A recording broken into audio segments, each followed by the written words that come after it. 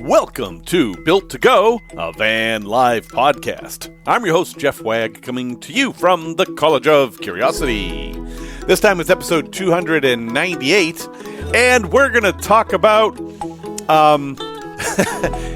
okay, yeah, I screwed up.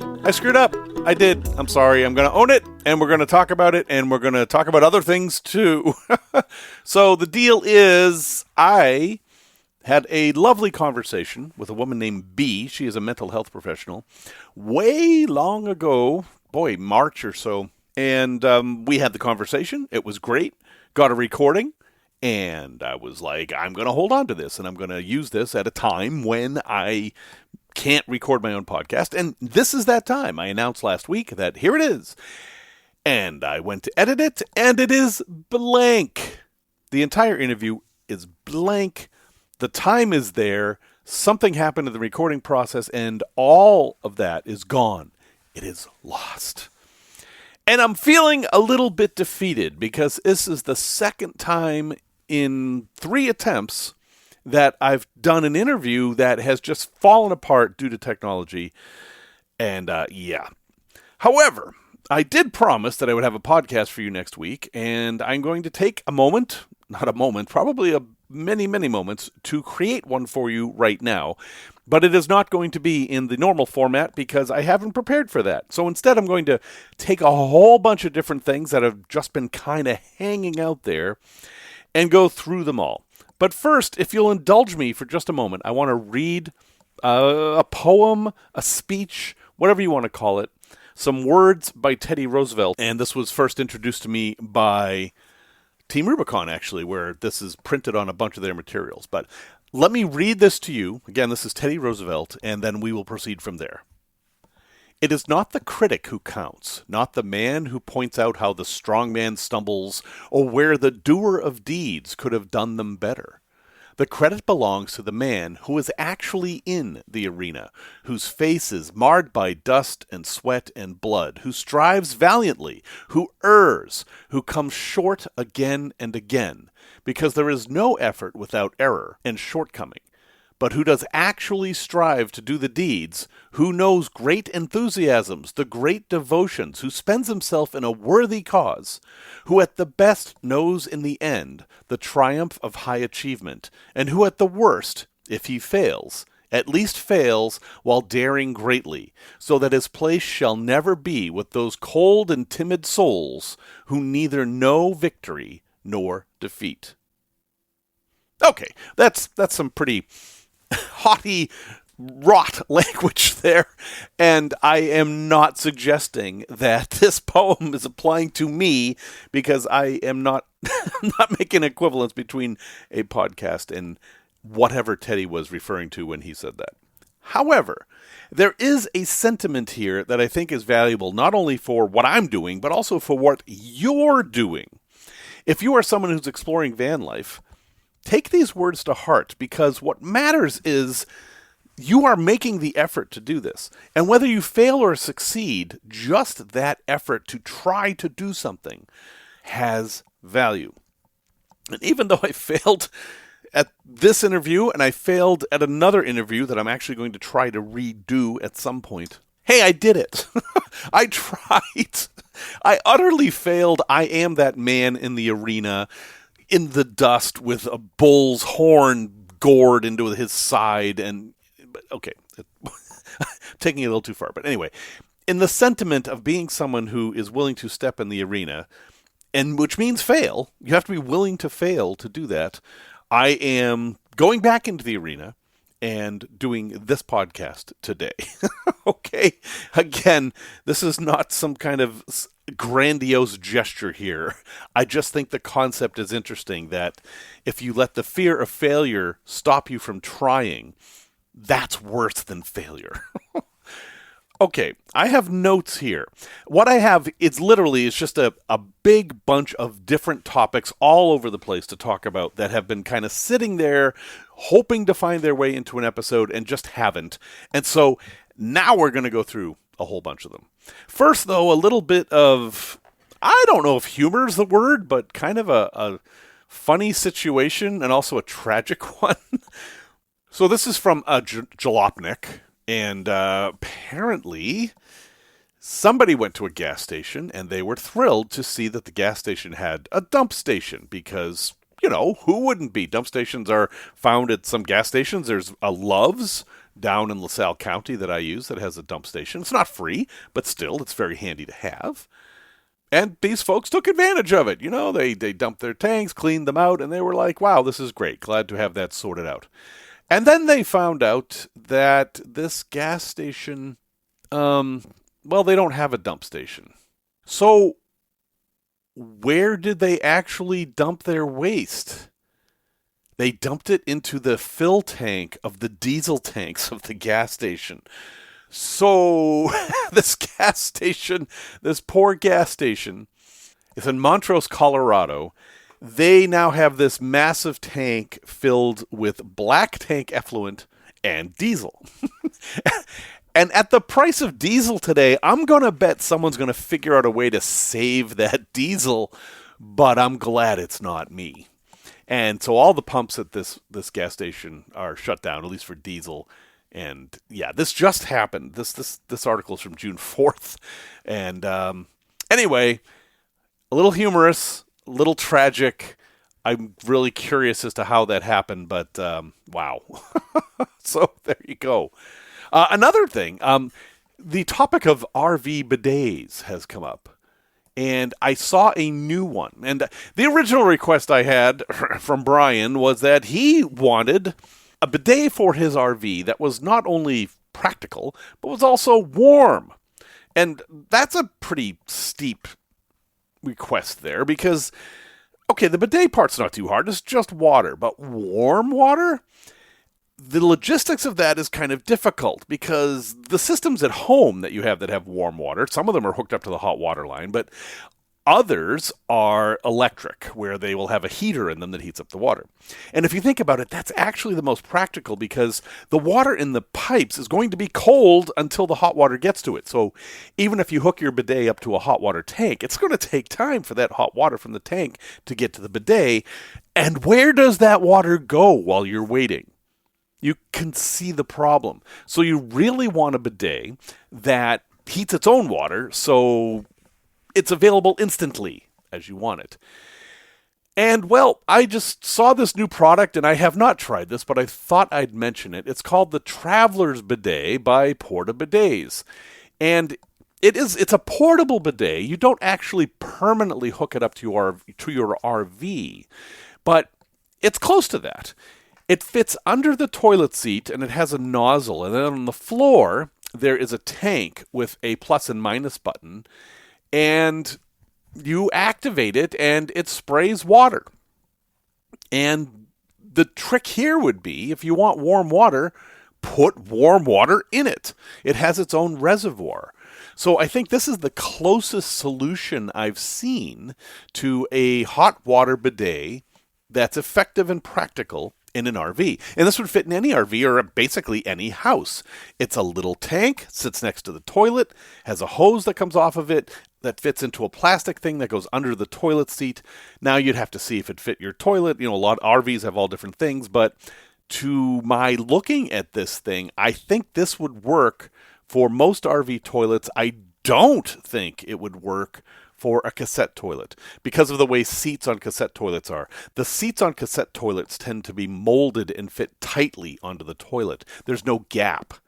And the seats on, say, porcelain toilets, there's a gap, and this thing lives in that gap. Possibly you could modify it. I don't know. But that's something to consider. So, if you actually do want to have a warm water bidet in your RV or your camper van, you can probably do it with this. It's about $150. But for about $10, you can get a handheld one that you can also fill with warm water, and that might be even a better solution. So if you are curious about this, go ahead and Google Traveler Bidet by Porta Bidets. It's just one word.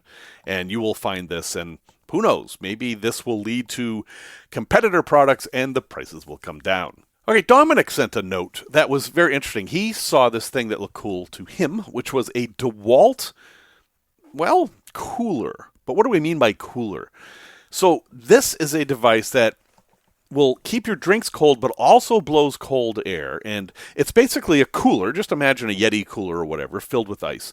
There's a fan in it, and the fan blows on the ice, and the cool air comes out of a hose. But it's also got ice in it. But the trick is here that this thing runs off of a normal DeWalt battery. So if you're someone who's invested in the DeWalt tool world, you probably have some of these batteries. And hey, you could have air conditioning and cooling with those batteries. Why install your own electrical system in your RV to use this? Well, I wrote back to Dominic and I said, I'm not thrilled about this. And the reason is this. It's $299, so that's expensive to start with. It's just a cooler with a fan. That's all it is. It is going to blow cool, moist air wherever it blows out, and it's not going to do it for that long. You could not air condition your rig with this. You could get a nice cool breeze for your pet maybe for a little while. And I think its intended purpose is that on a job site, you would keep drinks in here, and then if someone was on a break, they could sit next to this thing and have a cool breeze in their face. But that's it. And for $300, that's just, I don't think that's worth it. Plus, you have to have a way to charge that battery, so you're going to have some sort of electrical system anyway. So to me, it makes a lot more sense just to get a 12-volt compressor fridge.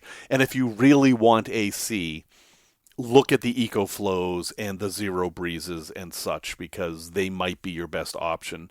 Or see if you can just get a 5,000 BTU regular household and fit that in there. Or if you're building a fancy rig, look at a mini split. Those all make more sense. So Dominic actually wrote me back after this and said he found another cooler that he thought was better. And it's by Makita. So, okay, DeWalt's got theirs. Makita's got to have theirs. Maybe Ryobi's going to come out with one. I don't know. The Makita does something a little bit more. It's a cooler, and it does not blow air. This one is basically a refrigerator that runs off their 18-volt X2 LXT lithium-ion batteries. So that's an interesting thing. Maybe you have a source of these batteries and you have a way to charge them and you wanted a fridge in your rig and you could just keep plugging these batteries in. However, there is a key line in this here. It's cooler and warmer. Whenever you see a refrigerator that can warm your food, you know that it is a Peltier device. And that is bad for van life. These things are solid-state devices that when you add electricity to them, one side gets hot and one side gets cold. And because of that, you can cool something off or you can heat something up. And the way these things work in this application, which is just basically a cooler with one side of it having one of these Peltier devices on it, is that it switches the polarity. And that's what makes it hot or cool, because when you switch the polarity, the opposite side gets hot or cool. This all sounds great. It doesn't even... I think this one does have a fan to distribute temperature, but generally they don't need fans. And I actually use one of these things. I have one in my Airstream, a little one, that is designed to dehumidify. Rather than cool anything off, the side of the plate that gets cold has air blowing over it, and if there's any moisture in the air, it condenses out and it's saved in a can, and it does a little bit to help dehumidify the Airstream. So I have that one. I have that too. But this is not going to be suitable for van life, because one thing about Peltier devices is they use an incredible amount of power. They use so much more power than a 12-volt compressor fridge, and they don't have thermostats. They're either on or off, and because of that, you can't trust them to keep your food cool. In real-world tests, what happens is these things will cool the temperature 30 degrees Fahrenheit below the ambient temperature. So if it's 70 degrees, you'll get the temperature down to 40 in your cooler, which might be fine. But if it's 90 degrees, you get the temperature down to 60, which is not fine. That is bad. 60 degrees is where all the bacteria and stuff are having a field day and getting ready to make you sick. So I can't recommend either of these devices. And Dominic, I've written you back, but if there's some other way you want to go, I'm happy to consider what you're looking at. I think a lot of people looking at van life see these Peltier device coolers, they're usually called, and they're either very inexpensive or there's something appealing about them because they come in all different form factors and they can warm too. Well, that's got to be good, right? No, actually, these things are terrible. A lot of first-time van lifers will buy these things, put them in their rigs, and find out very quickly that it's terrible. Even Foresty Forrest had one of these things for years until he realized he was using incredible amounts of power just to keep this thing going. And he was in Canada, where he didn't need as much cooling as the rest of us. So, yeah, Dominic and everyone else, stay away from Peltier devices for cooling in your rig. It just isn't the way to do it. Somebody else asked me, seeing an old video of mine, about towing with the NV200. So the NV200 van made by Nissan, very popular. My first built-out van was an NV200. It's a cute little city van kind of a thing, similar to a Transit Connect or a ProMaster City. It was also sold as the City Express by Chevy, but it's exactly the same van. They stopped making them in 2021, I think, or 2022, at least in the U.S. New York City cabs were all supposed to be made out of these vans, so they're very common.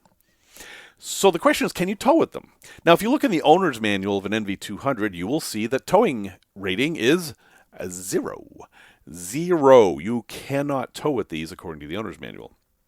However, Kurt and other brands, Draw Tight, I think, they sell hitches for these things.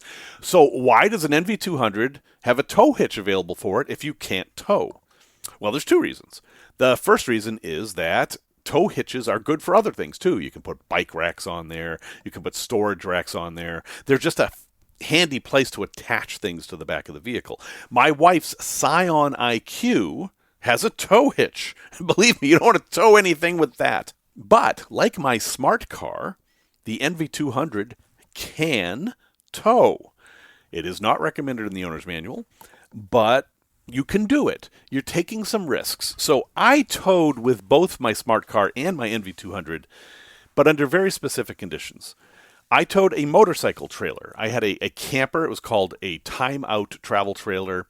It's basically a metal box on wheels that you tow behind your vehicle, meant for a motorcycle, but no reason why you can't tow it with a car.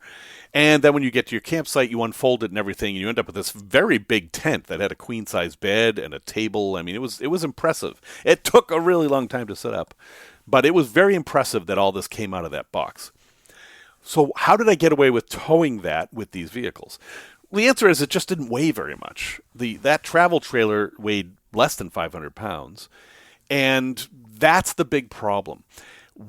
The smart car is just a wimpy little car, and that's why you can't tow with it. That's easy to understand. The NV200 is a cargo van with a 1,500-pound payload capacity. I mean, why can't you tow with that? I mean, the engine is fine. The answer is it's the transmission. NV200 has a CVT transmission, and it's difficult to tow with those because they tend to overheat. And one of the frustrating things about the NV200 is that the transmission has no temperature gauge. I'm not even sure it has a transmission cooler, and you just don't know what you're doing to your transmission. I bought an aftermarket scan gauge that, read from the OBD2 port and gave me all the readings I could ever want, but there isn't a setting for the transmission. There's literally no sensor in there. So I couldn't even tell if I was damaging the transmission or not. Now, I did not experience any problems directly while towing. Braking was fine. There's no issue there. And again, little tiny trailer, it was fine. But it isn't recommended, and I don't think you should go over 500 pounds ever, really. If you're going to do occasional trips with something like mine, I think it's totally fine. Also, I'll add that I did have some problems with the transmission later on. Not while I was towing, but while I was going up hills out west. I think it was overheating. I would be going up a hill at speed, and everything would stop for some reason, and something was going into limp mode of some sort. I'd pull over, turn the key off, turn it back on, and it would be fine. And then I had the transmission fluid changed, which in the NV200 is not recommended ever. It's lifetime transmission fluid, which I think is crazy. I found a shop that would do it, but anyway, they replaced the fluid for me, and that fixed the problem. So, Anyway, yeah, you can tow with vehicles that you can't tow with. I guess is what I'm trying to say. You just have to understand why you can't tow with it and what happens if you do. So, not recommended for long term, but doable if you're willing to take the risks. I made a video that did very well on YouTube about a head unit that I put in my Dodge. My Dodge. It's not a Dodge. It's a Ram. It's a Ram 1500 Classic pickup truck. Lots of popularity with this video, and because of that, I'm getting a lot of people sending me stereos to put in this truck. I mean, I would be replacing the stereo in this truck every week if I followed up on all of these, and that is not my business. They're all basically the same stereo. There's like this stereo that is made in China, and all these companies are buying the shell of it and then adding their own software and layers and stuff. So they're all very similar. But I've done two now. I did the Johnson, which is the one that's on YouTube right now. And then another company whose name I'm not going to say sent me one. And they sent it to me in, I think, February. And I installed it, and it's been in ever since. And it has never worked right. And I've been working with them back and forth and back and forth and back and forth, and they've given me all kinds of software updates and AFKs and all these things to try to get it to work right. And they have fixed all the problems, which I give them credit for. Every single problem that I had, they have fixed, except for one.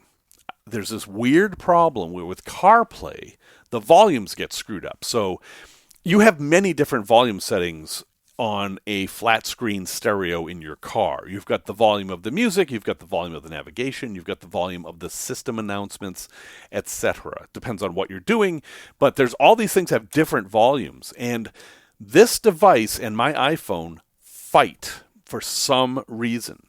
And what happens is that all the Siri and navigation notifications, all that, whatever channel that comes through on, is distorted. It's too loud. There's too much gain. And if I could find the volume setting for that, I could fix it. But I can't. There isn't one. And this is one of the major complaints about Apple. It's like driving a car with the hood welded shut. Well, this is a good example of that. There's no setting for these volume controls. The way it is normally controlled in these stereos is that while that voice is playing, like let's say it's giving you navigational instructions, if you turn or use the volume controls at that moment, that will adjust the volume for that particular thing. However, it doesn't work with this one, and it's incredibly frustrating. It's a nice stereo. It has front and rear cameras, so when you put it in reverse, you can swap between the front and rear. I mean, I would like to recommend it, but without this problem being fixed, I can't. And so I've been going back and forth with them. They actually sent me a new unit, thinking that maybe I got a defective unit, but that didn't fix it. I'm still working with them. I mean, here we are, it's June, and this still hasn't been resolved, and they've got to be frustrated. That means they sent me a brand new stereo, actually two, and I haven't given them a video yet. But I don't think they want me to give them a bad review, which is what I would have to do right now if I made the video. So I don't know. I'll keep working with them, and I'll offer to send them back if that's what they want. I don't know, but right now I can't recommend it. And I've got like 3 other offers to do videos like this sitting in my inbox, and I'm like, well, maybe that'll fix it. But this is not my business. I am not the Ram 1500 Classic Stereo review guy. There's other people doing that. So anyway, I've just given you that as general information of how these things work. Lauren, who I met at VanFest, sent me a note asking me to take a look at what's going on in Missouri, the show me state. Missouri has a lot of free camping, which is great. They have a lot of land, over 300 different areas where you can camp for free legally in the state on all state-owned land. It's wonderful. I've spent many, many, many nights camping in Missouri, and it's an easier place to camp than most, despite new laws and such. However, they are now going to start charging fees to camp in these places. And I am of mixed feelings about this. On one hand, of course, I like free camping. And I would like to see that preserved as much as possible. But on the other hand, I think what Missouri is doing here is fairly reasonable. The problem is that these campsites are not being treated well by the people staying there. They're being trashed, there's all kinds of complaints, and without people paying, there's no registration of who is where, and it's difficult for law enforcement to get in there and do anything about it. For example, if you have somebody who's repeatedly trashing these areas, there's no way to track them because they're not registered in any way. All you find is these trashed campsites. So, while normally I would claim that this was, just a cash grab for the state, or they were trying to do some kind of a homeless tax again, which we've seen many, many states do, when I looked at what the fees were, I realized that isn't what they're doing, because the fees are more than reasonable. How much would you pay to stay for 5 nights at a campground? If the answer is $5, and I don't mean per night, I mean for the entirety of your stay, well then, Missouri is for you, because that's what they're proposing. A $5 fee for a group of up to 10 in size to stay for 5 nights at any one of these 300 campgrounds. I can't complain about that too much. I think that's a reasonable step given that they're having problems. Now, you can introduce all the slippery slope arguments you'd like. Well, that's $5 this year. Next, it's going to be $5 a night, then 10, then 20. I mean, yeah, that's very possible. We've seen that pattern many, many times before. So this action, I don't think, is that heinous. It does open the door to more heinous actions, and we've seen plenty of them. So it's something to watch. But I'm going to give Missouri a little bit of credit here for taking action without overstepping. And I hope this works out for them. I hope that this simple fee that really isn't a burden too much on anybody will solve the problem. They don't have to do anything else. My concern is, of course, that they will suddenly see, oh, well, if we can get $5, maybe we can get $7 or $10 or $5 a night. And you see how that goes. Welcome to living in capitalism. Okay. Totally other topic. I have been getting email from people saying, hey, thank you for doing the podcast. I really enjoy listening to it. And I always love those emails. Those are the emails that I'm like, oh, there are people out there listening. That's great. However, I've been getting more and more of them lately. And that's not because people are enjoying the podcast more and more. It's because they're fake. I get so many fake emails that go something like this. In fact, I'll read you one. How's that? I am going to read you an email, and I'll withhold their name. I don't need to be mean to these people, but this is the email I got. Hi, Jeff. A friend recently recommended I listen to Built to Go, and I'm so glad they did. I just listened to your episode on stupid but useful things and really enjoyed the conversation. Remember that word. So I thought I'd reach out. I'm Redacted, the founder and CEO of Redacted. A Redacted. Sorry, I'm not going to give them away. That I started when I was 23 years old. I launched the company while traveling solo and am passionate about helping people travel to experience new unexpected places. My husband and I also have a Sprinter van, and we've spent most of the last year traveling in the van! ! It's been my absolute dream to run my business from the road. If you're currently booking guests, I'd love to come on and chat about all things travel and entrepreneurship from the road. Either way, I'll definitely keep listening. Looking forward to future episodes, and I hope to hear from you soon. Well, that's a nice note, isn't it? Except that I've gotten many, many notes like that, and many worded exactly the same. And the thing that tipped me off that this wasn't actually a real email is that it has the word conversation. As you know, I don't typically have guests on the show, while most podcasts do. Most podcasts assume that there's a guest. This one doesn't. And that tipped me off that this was an AI-written template that is simply taking the last podcast episode that any podcast has made and writing this script for it and sending it to the owner of that podcast, hoping to get this person on the show so that they can pump their product, whatever it is. And I'm okay with that. If this person had contacted me genuinely, I probably would have had him on the show because it sounds like they have some stuff that is related to van life. But I was feeling a little cheeky that day, and I wrote them back and said, I know this was AI, and, what would we even talk about? Well, they wrote back, and this time it was the actual person, and they say, I'll admit you're correct. I just signed up for a platform called Podpitch to reach out to podcasts. Thanks for the call out, and I'm going to go back and work on the outreach. So I'll give them credit for that. And also giving me the information. This product is called Podpitch, and basically you give this company money, and they will write to all the podcasts that are on your topic, and then, try to get you a spot on there as a guest.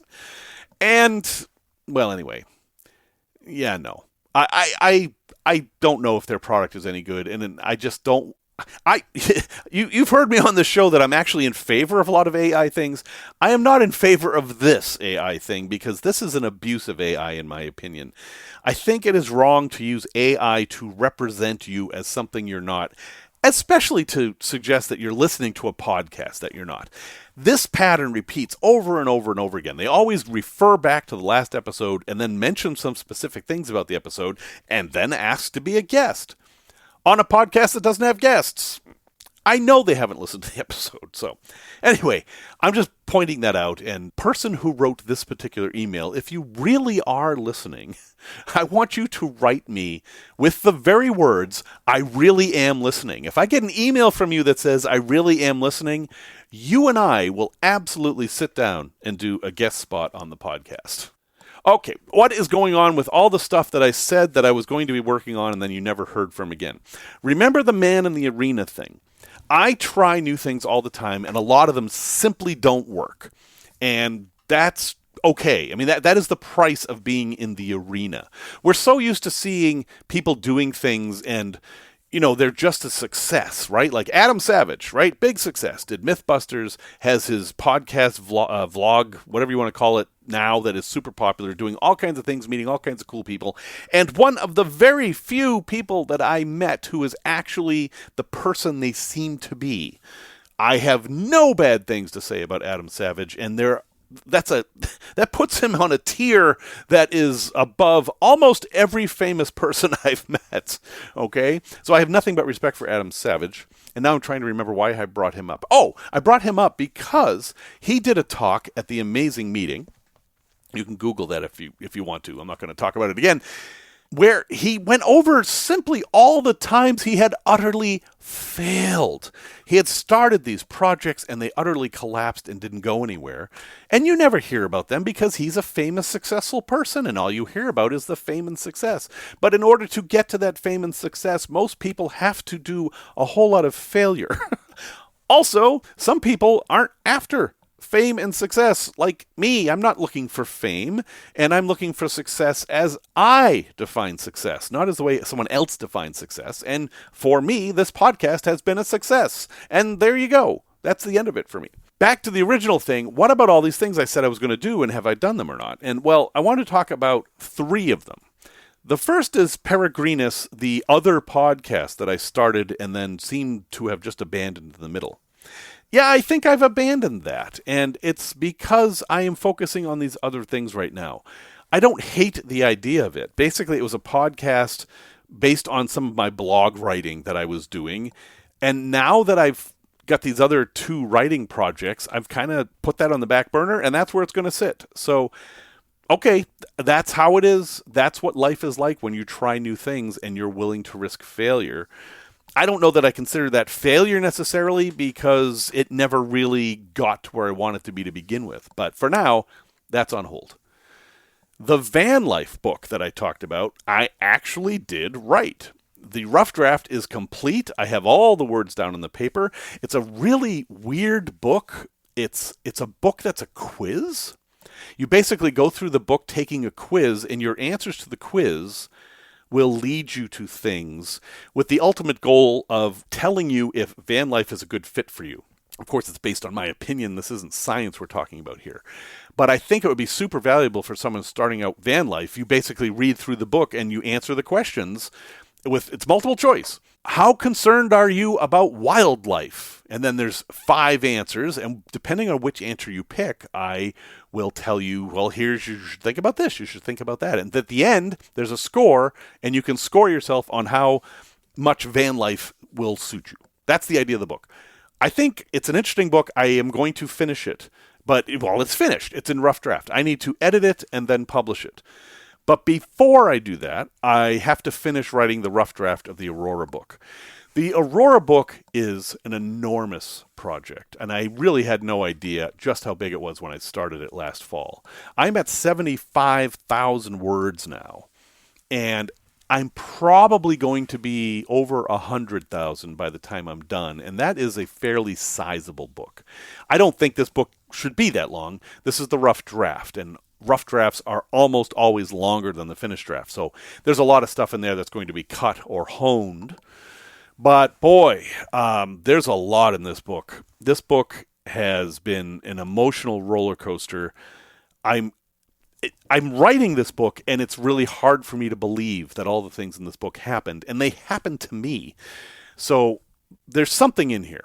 This book is going to be finished. It is going to be published. I don't know how yet. I've got people encouraging me to go through traditional publishing, but that traditional publishing model has really... It's not the way it used to be, and they take a lot of control away from you, which I'm not sure I'm willing to give up.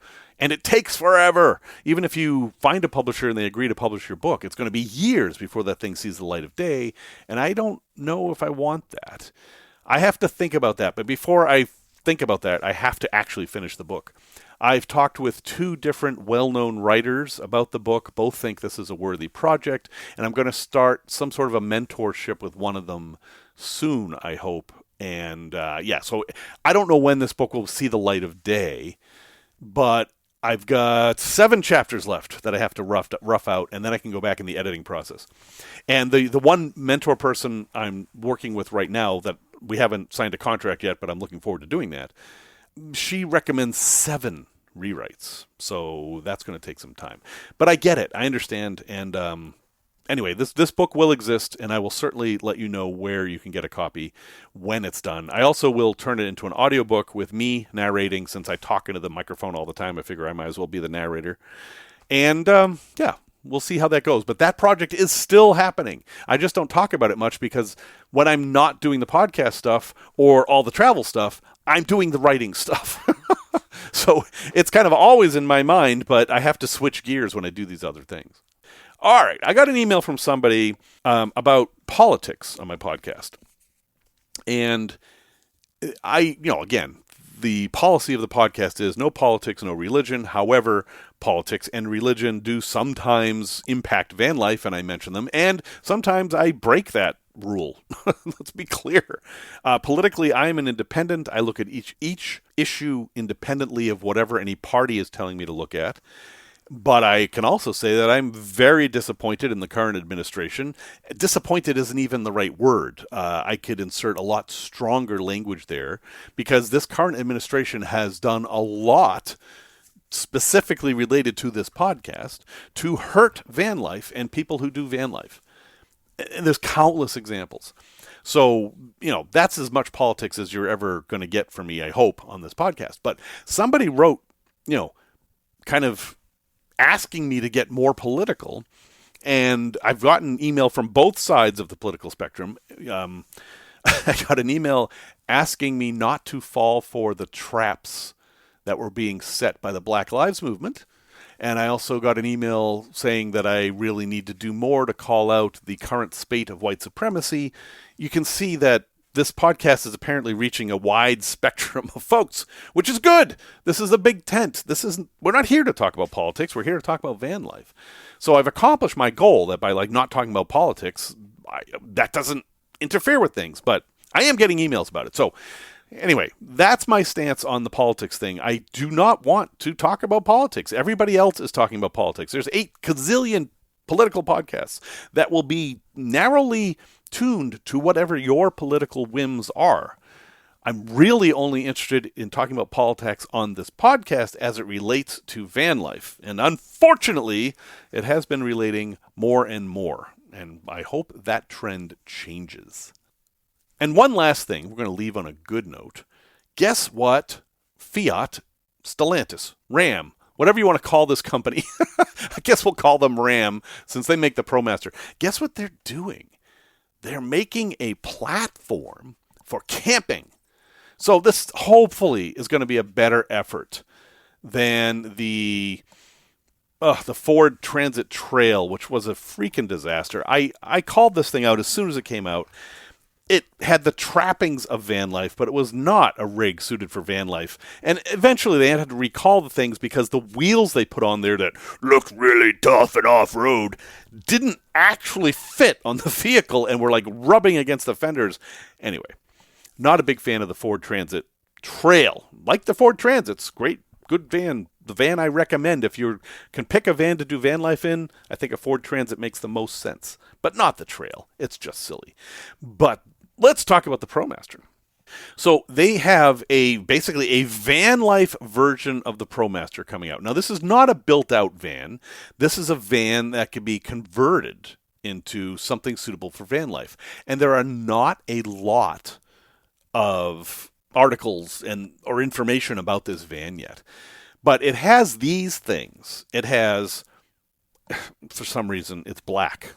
All right. Fail number 1. Black is not a good color for van life. But okay, it looks cool. It has swiveling front seats. That's a good one. That's a pain-in-the-butt option to install in many cases because where the parking brake is. So the front seats will swivel around. That's good. The sliding door has glass in it. Okay, that's good, but that wasn't exactly rare. And the back doors have hinges. All right. What did they have before? I don't even know what that means. Rear hinged back doors. So I'm reading an article from Car and Driver here, and it looks like they're going to actually call this the ProMaster Van Life. But ultimately the only difference is that it's a bundle of features that exist already that you couldn't get all together, and now it's built into the ProMaster configurator. So I'll keep following this, but I will say that even though this may not be, the ultimate ready-to-go van life van that you're going to build out, it's progress. It's positive. It shows that the van makers are realizing that, hey, we buy a lot of vans and we do things with them, and there are things they could do that could make them more attractive. And, hopefully that will carry forth. But pricing remains a problem. Right now, the cheapest ProMaster you can get is the 118 wheelbase, which is also the smallest van you can get until the ProMaster City comes back. Element Van Life, he is in one of these now, but they start at $46,370, brand new, empty, and that's at the tradesman trim level, which is the lowest trim level. The tradesman level of my truck doesn't even have a glove box compartment door. It's just a hole in the dashboard that whatever you put in there is obviously just going to fall out. But it is a cheap trim. It's also only low roof, but actually it's a great size for van life. I really like the 118-inch wheelbase ProMaster, but they're rare and crazy expensive. $46,370. To go up to the 136-inch wheelbase, which is a significantly larger vehicle, is $49,000. And then when you get into the high roof, the cheapest high roof they have is the 136 high roof at $49,925. And then if you want to get into the long wheelbase, the 159-inch for the ProMaster, it's $52,300. We're talking about a lot of money here for stuff, and all those quotes were at the tradesman level. If you go to the higher levels, you have to add a few $1,000s more, and those higher levels give you things that you want, like heated mirrors and more glass and more comfortable seats, etc. In most of these cases, if you want the SLT, which is that trim level, you want that. It is a good thing. Anyway, talk too much about that, but hey, at least there's an idea that these van-making companies care about us a little bit. So as you're reading this, I am at RMSS, the Rocky Mountain Star Stayer in Colorado, and we're getting set up to spend a weekend looking at the stars and whatever other objects are floating about up there in the heavens under dark skies, because this is the weekend of the new moon, which is how they always do this. The new moon means there is no moon, and the moon is in the shadow of the earth, meaning that the sky is very, very dark in this place that is already very, very dark. So we should be able to see some very cool things. And I will be out there in my truck camper. Because I have not built out my project that I had been planning on doing all the time, because there's so much going on that is just opportunity after opportunity that I have to grab when I can, and stuff gets pushed aside, and that's what's getting pushed aside now. But I have to tell you, I have that sitting on stands in my property right now, and I go in every once in a while, and I just love it in that space. There is something about this cap that fits on the back of the truck. It's self-enclosed. It has a floor. I've talked about it before. That is where I want to be. I've got an office chair in there and a generous-sized desk that I built, and it is just a nice place to be. So I am very excited about finishing that project. I just had no way I was going to do it before RMS. So I will be taking the Travel Light truck camper out there that I've talked about before, the one that had the wrens living in it. I'm going to be taking that out again. And my gas mileage, which is normally 22 or 23 in my Ram 1500 Classic, will drop to 11. And not in the good way. So I'm glad gas prices have come down a little bit, because I will be spending a lot of money for gas. And this is the last thing I wanted to talk to you about. I'm going to be spending twice as much money for gas as I would if I were just taking my truck out, which is hundreds of dollars, because I'm going all the way to Colorado. It's a big trip. So hundreds of dollars. Why do this? Because for hundreds of dollars, I could stay in hotels. Why even bother bringing the camper? And I have thought about that. I thought, well, I could just throw a tent in the back. I've got a tent. I've got the cooking gear. There are porta potties on site. I can bring all kinds of water. I mean, literally, I don't need to bring the truck camper to do this trip. So why spend the hundreds of dollars to do it? And the only answer I can come up with is that I like it. I like having the camper with me. I like being able to stop wherever I want and have a nap or make some soup or grab a drink out of the fridge. I just like that. And I've put a lot of work into this truck camper to get it to be livable. It is livable. It's nice in there. So that's why I'm doing it. Is that a good enough reason? That's an individual decision. There have definitely been times in my life where I would not have been willing to spend hundreds of dollars extra just for the convenience of having a truck camper versus a tent. But this is not one of those times. So that's what I'm doing. You make your own decisions on what you're doing, but sometimes it's not about the money. Everything you do can be done cheaper. Why aren't you doing it that way? When you answer that question, you will have the answer as to why I am taking the truck camper. So until next time, thank you for listening to this rather odd episode. Music, as always, is by Simon Wagg, and if you need to get a hold of me, I am jeff@builttogo.com. That's 2 T's, not 3, not 1. And until next time, consider those words by Teddy Roosevelt. Do you want to step in the arena? The arena can give you success, and it can give you failure. And most of the time, it will give you failure. But are you willing to step in? Because stepping in is its own success.